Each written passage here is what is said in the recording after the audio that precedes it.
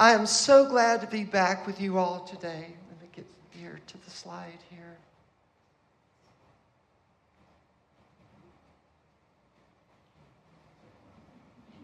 There we go. And for those of you who have heard me speak, you know that I love to live in the deep end of the pool. And I am so excited that Reverend Taryn continues to invite me back, because I suspect that she too loves to live in the deep end of the pool. And I know that you all know that she does, because you have the privilege and honor of sitting under her teaching each and every Sunday. And oh, by the way, it tells me a lot about you, because you would not be here unless you loved living and valued the deep end of the pool as well. Is that right? Or am I making an assumption? You love the deep end of the pool. Okay, good. So y'all ready to jump into the deep end of the pool again?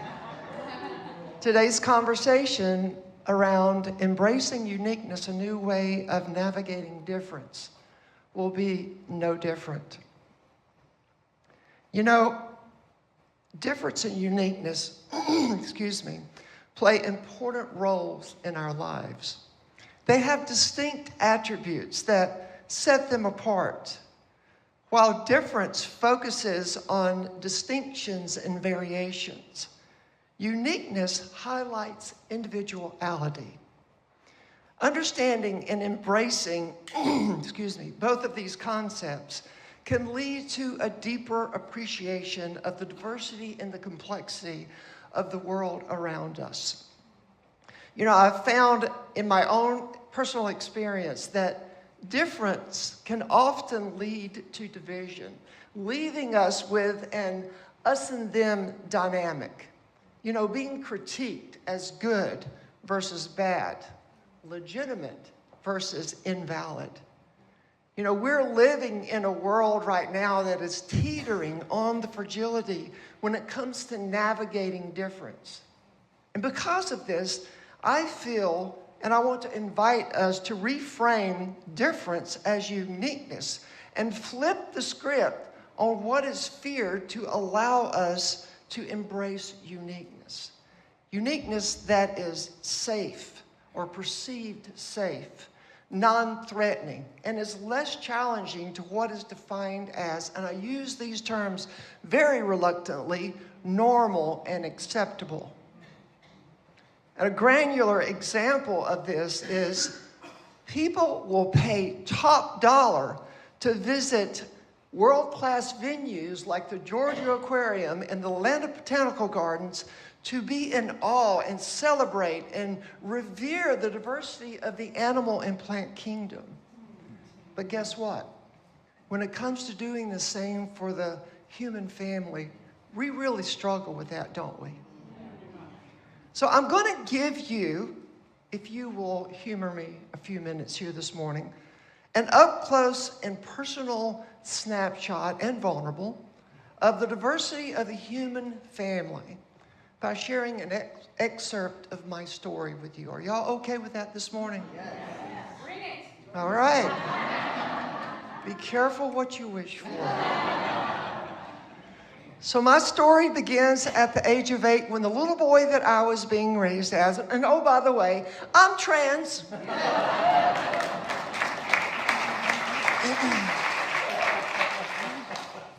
I began having this unusual attraction to feminine things.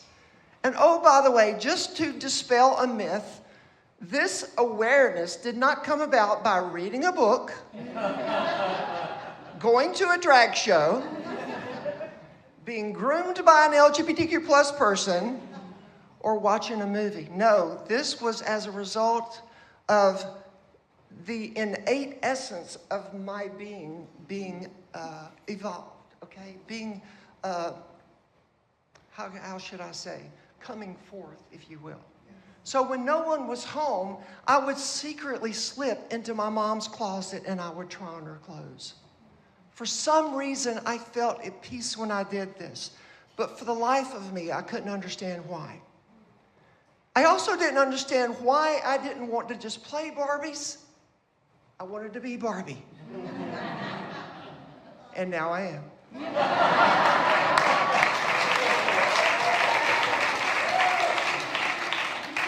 Now, because I grew up in a very conservative environment, faith tradition home, for those of you who do not know, I am a fourth-generation Pentecostal preacher's kid. And because this was long before the days of the internet, just how long, I'm not going to tell you this morning. I lived the next 35 years of my life in a place of constant unrest, burdened by fear and confusion. In public, I learned to mask my feminine desires by being a good student, a talented athlete, a popular guy. After graduating from Emory University and pursuing a civil engineering degree from Georgia Tech, I then married a beautiful woman. And we had 3 amazing and talented children. And we still have those children, by the way. Okay, where was I going? Okay. I had the opportunity to experience a illustrious career, 30-plus year career in the construction industry that allowed me to earn that coveted and elusive 6-figure income. To top it all off, I was a leader in a large, prestigious Atlanta church. An Atlanta church, if I said their name, you would probably recognize it, where I served as an elder, men's Bible study leader, and I sang in our world-class choir. By all outward appearances, I had it all. But in reality, I was living a life of turmoil because of this internal gender dilemma, which I still had no words to describe to myself, let alone anyone else. But when I was 45 years old, I accidentally stumbled across a website showing pictures of trans women. And we've all heard the saying, you cannot be it unless you see it. Immediately when I saw these images, I thought, that's me. So I spent the next 5 years doing online research, living between the exhilaration of knowing that's me and the despair of thinking, I could never live my life as a woman. What would God think?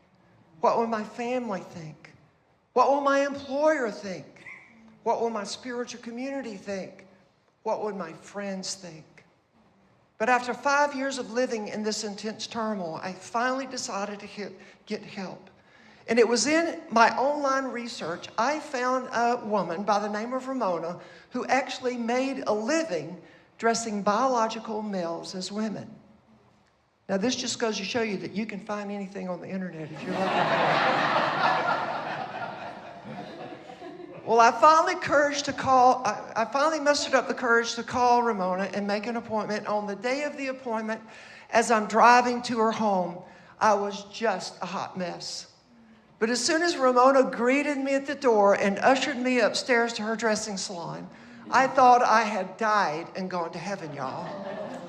It was a salon full of rooms it was multiple rooms full of dresses and shoes and wigs and jewelry and drawers of lingerie. And the first thing Ramona did, she held up a pair of padded panties and said, Gabrielle, here's your butt. I said, my butt? I've got a butt. She says, no, girl, we're going to create this feminine silhouette on you. I said, give me that butt.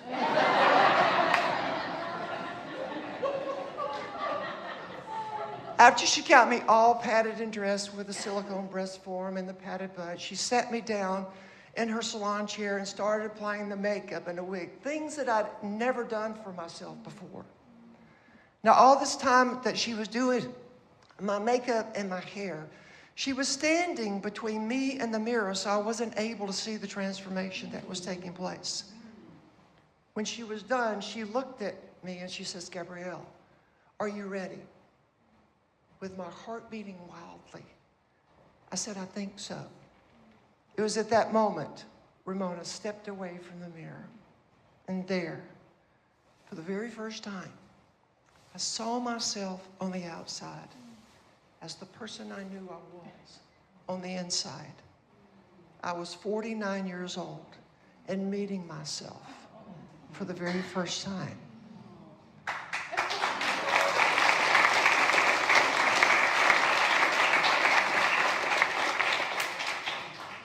Y'all, when I saw myself in that mirror, I knew that's me.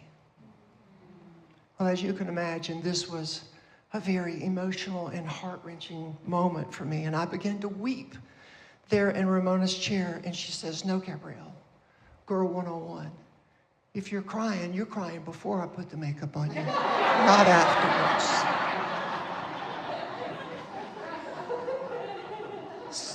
Several months later, I knew I needed to explore this fully, just to see where this would take me. Over the next 2 years, I lived back and forth between my male persona, going to work dressed as the man each day, and coming home and living as Gabrielle in the evenings and on the weekends. And it was as a result of living back and forth for those 2 years that I finally made the decision to embrace my truth fully and to live authentically as the trans woman I knew myself to be. But this meant finding some way to earn an income as a trans woman, and this frightened me. Well, fearing that I would not be welcomed back into the workplace by my construction colleagues, I fell back on my entrepreneurial experience and started a cleaning company and a home renovation company. And oh, by the way, my kids used to call me Dr. Dirt, so this cleaning company was right down the alley for me. And then 5 years later, I started my company, Transformation Journeys Worldwide, which we have been working in the corporate and many industries spaces now for 10 years. And I have the privilege of working with global Fortune 100, 500 companies, helping them create cultures of belonging, safety, and knowing for my community. So while I've been very fortunate vocationally, having been able to start several thriving businesses as a trans woman, I'm also grateful that some of my family have chosen to take this journey with me. And what a journey it has been for all of us. You know, the very first family member that I came out to was my youngest daughter, Samantha. And fortunately, she has been supportive and accepting of my true gender identity, to the point that a couple of years ago, when she was having that milestone, life-changing moment in her life of marrying the love of her life, she made sure that I was there.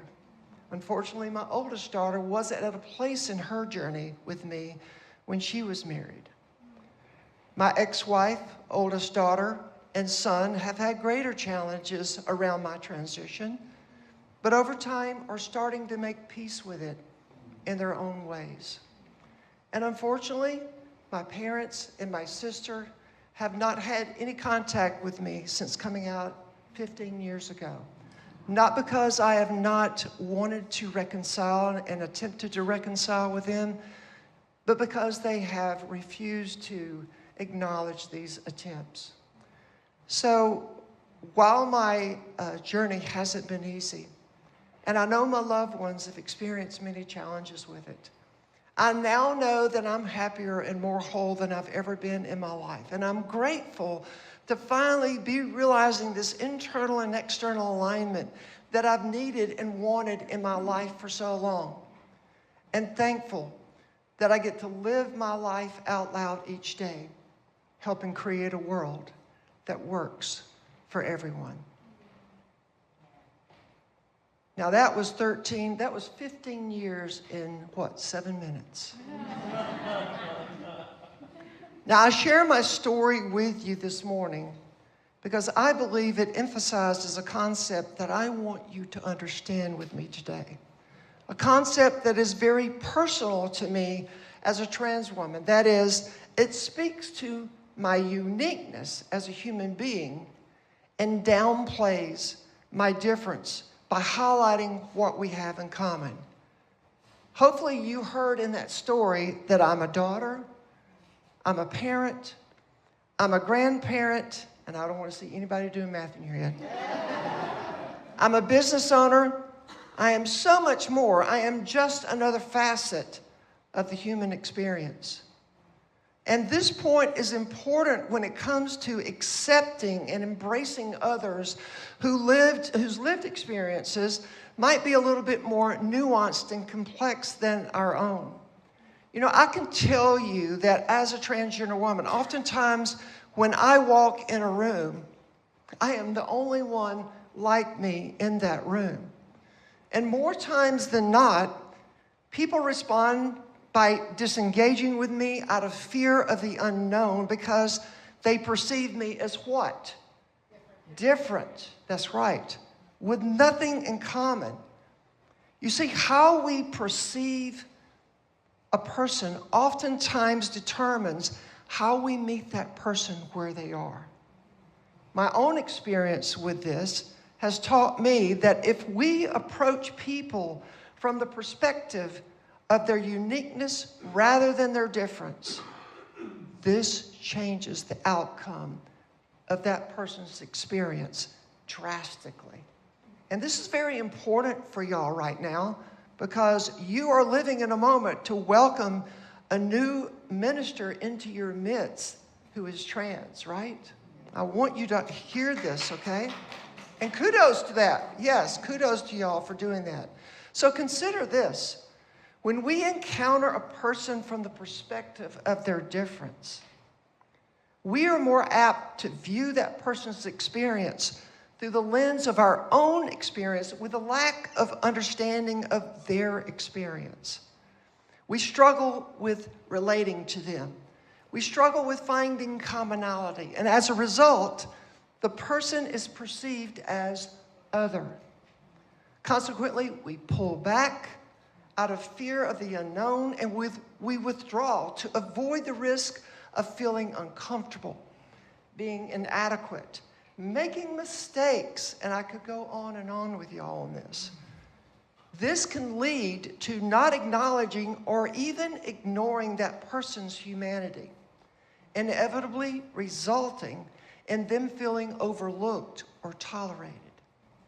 As a result, the opportunity to create a meaningful and lasting connection is missed, and inevitably, they will walk away, never to return.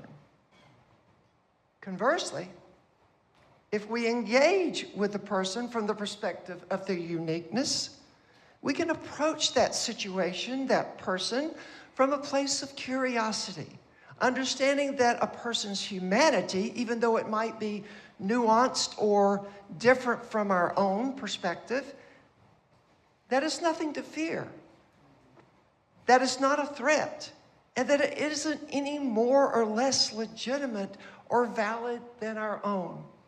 It just is their experience. It's then we can lean in with courage and vulnerability, and I know y'all are good at doing that. And be open and attentive to meet that person where they are, allowing them to feel seen, heard, and known. And we talked about the importance of being known the last time I was with you. By doing this, you have just put yourself on their side to care and respect their existence. And that connection leads to a sense of trust. Trust is big here, y'all, because trust fosters a space where they are celebrated, resulting in a positive, lasting outcome. But here's the thing. All uniqueness is not created equal.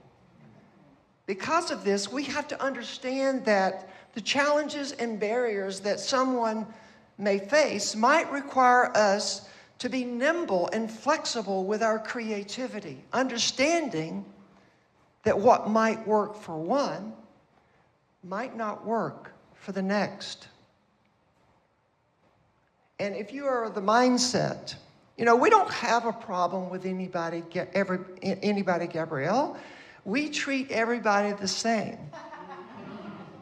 Here's the thing, y'all, and by your laughter, I think you already get this. The goal is not to treat everyone the same. Rather, the goal is to treat everyone based on their uniqueness, their embodied intersections. So I want to go a little different direction now than I've gone in the past when I've been with you, and get a little granular and give you some examples of what it means to treat someone based on their uniqueness. their embodied intersections. So are y'all good with this? Yeah. Okay, we're getting into the deeper end now. When it comes to words and language, and y'all are good at this, because I've witnessed this from sitting here and hearing all the speakers speak. But we have to understand that embracing uniqueness means not only using your words in ways that do no harm, but also proactively using your words to create greater cultural understanding of the expansiveness of gender.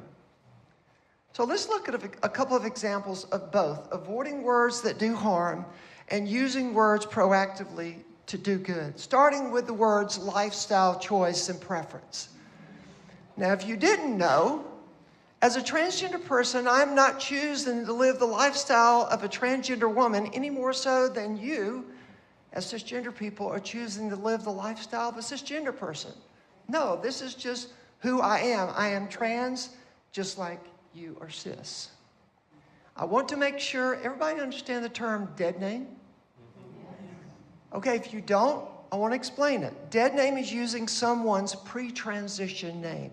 This is considered very disrespectful, triggering, and really hurts trans people when you do this. And oh, by the way, curiosity is not a license to ask someone their name, their pre-transition name. The name that they give you is the name that you use for them.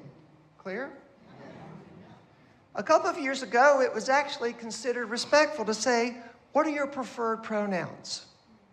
But the more the community has really sat with this phrase, it no longer works for us because, again, this word preferred implies our pronouns are a choice. But folks, as trans people, our pronouns are no more a choice than your pronouns are a choice as a cis person. They just are our pronouns, okay?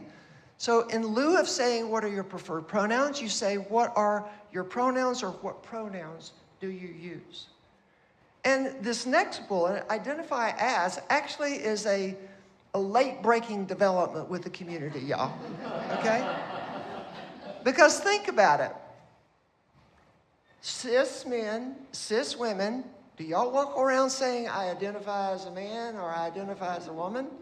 No, you say, I am a man or I am a woman. Identify as implies that we're choosing to be who we are. And I go back to my story. I did not choose to be trans. My choice in the matter was embracing who I've always been, okay? So you would say Gabrielle is a woman, Gabrielle is a trans person, that person is non-binary, okay? It's I am statements. They are statements. And I want to make sure that you understand this last bullet. Because these labels, and this might be new for some of you, okay? But bear with me here. These labels such as historically marginalized, disenfranchised, underserved, underprivileged, these are words that we use to describe the lived experiences of people who are falling in these spaces, right? But these labels kind of give a happenstance energy to the systemic injustices that I and others have to navigate on a daily basis, as well as they perpetuate, even exacerbate our experience by continuing to shackle us to the oppression associated with these diminishing, marginalizing labels. Conversely, phrases like strategically undervalued, strategically underrepresented, these phrases uplift the capacity of such demographics by recognizing and emphasizing our value and worth. And it assigns ownership to the systemic injustices that play a role in keeping us chained to these oppressive labels, keeping us captive to the reality that is well below our potential and agency. Folks, by condoning and succumbing to such imposed depleting classifications, we give our power away and play into the hands of those who are attempting to keep our rights out of reach and subsequently our existence in the shadows. We get that? Yes. It's time, I believe, for us to take back the rhetoric that has been intentionally and strategically used against us to keep us at bay and rewrite the ending of our own story, declaring red, declaring and owning our brilliance and magnificence. Now, folks, I share these specific recommendations with you this morning because with so much anti-trans rhetoric, with so much anti-immigrant rhetoric, with the continued presence of racism showing up in our world today, we have to understand that is not my phone going off. Can you check it?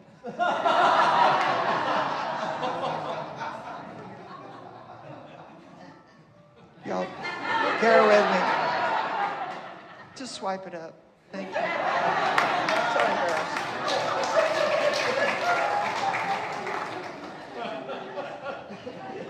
Right where I was driving home here. Because of all this that is continuing to show up in our world, the language that we use either elevates our humanity or it substantiates the and misinformed information that is being used to invalidate and even discredit our legitimacy.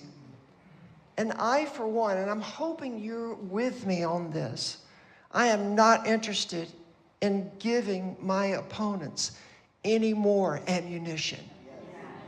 Okay?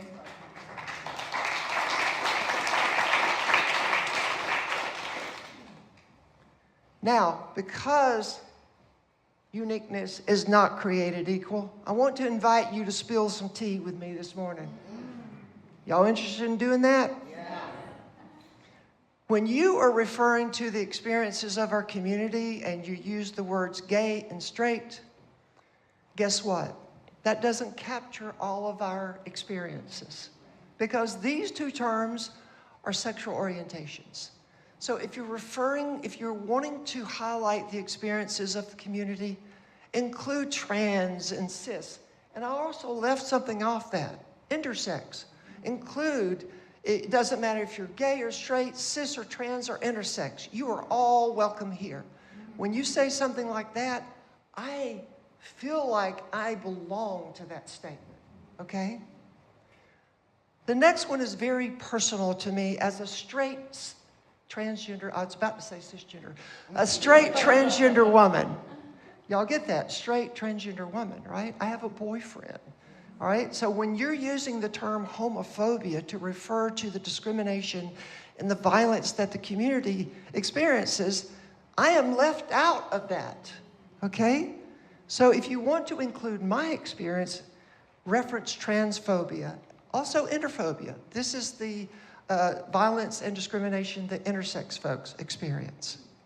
And this last one, because we are indoctrinated and immersed in a binary culture, that means a culture that believes that there are only cis men and women, okay? The term gender, when you use that word, a lot of people interpret that from a binary lens. So I want to encourage us to expand that reference to include gender identity and gender expression. Fair enough? Yeah. Great, thank you. So while it's important for you to know what to do when you make mistakes, what words to avoid, and what words to use proactively to do good, I'm always a little hesitant to share this information out of concern that you'll end up making the biggest mistake of all, and that is letting your fear of making a mistake keep you from talking and supporting trans colleagues, congregants, family, and friends, right? I mean, who in here has never made a mistake? Okay, I see you in the back row. I'm gonna let you in on a little secret. I'm trans and I make mistakes, okay? But how you can mitigate this fear is by simply asking for feedback. You can say something like this: I'm still learning, so correct me if I say anything inappropriate.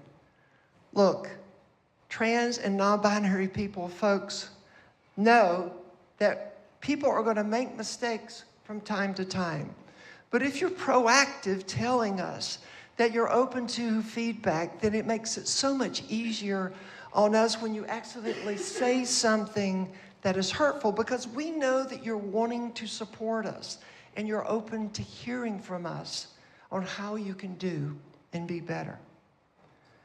So in closing, and I know that I've probably carried you a little longer than normal this morning, but thank you for hanging with me. And there it goes again. You might be asking, Gabrielle, what can I do with this information? Well, I'm reminded of a quote from Ben Franklin. Ben Franklin tells us, "Tell me and I forget, teach me and I may remember, involve me and I learn." This information that I've shared with you this morning will not become a competency unless what? You use it. Oh, I saw the P word here in a minute. You know, it can be easy to assume that the gap between where you are and where you see yourself in the future is caused by lack of knowledge. This is why Maya Angelou tells us, when we know better, we do better.